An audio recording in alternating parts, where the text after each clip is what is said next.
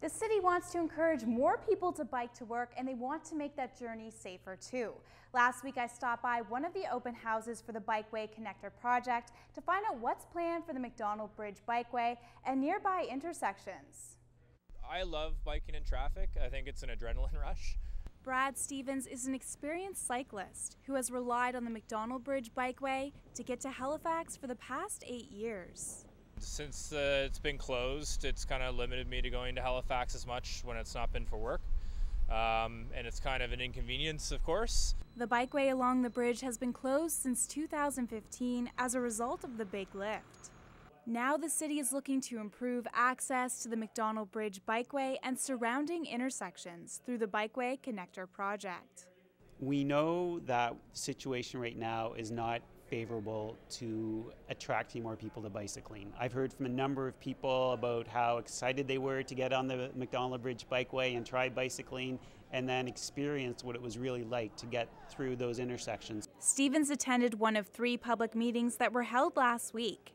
The biggest change that they were presenting was the flyover. I thought it was the best one.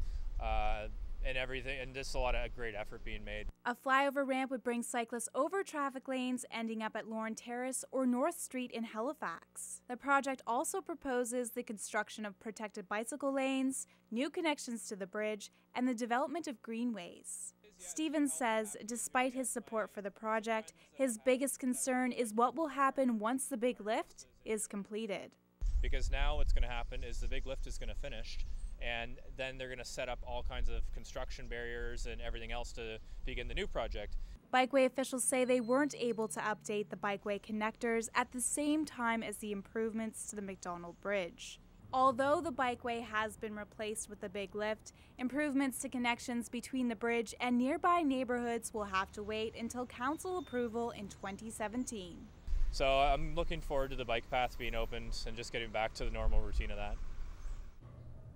You can still provide your input on the Bikeway Connector project at shapeyourcityhalifax.ca. The survey doesn't close until December 2nd, and the project is scheduled to appear at Regional Council in early 2017, with the first of the changes expected to follow within 2 years. With so many new faces on City Council, it will be interesting to see what input councillors will have on this project. You're right.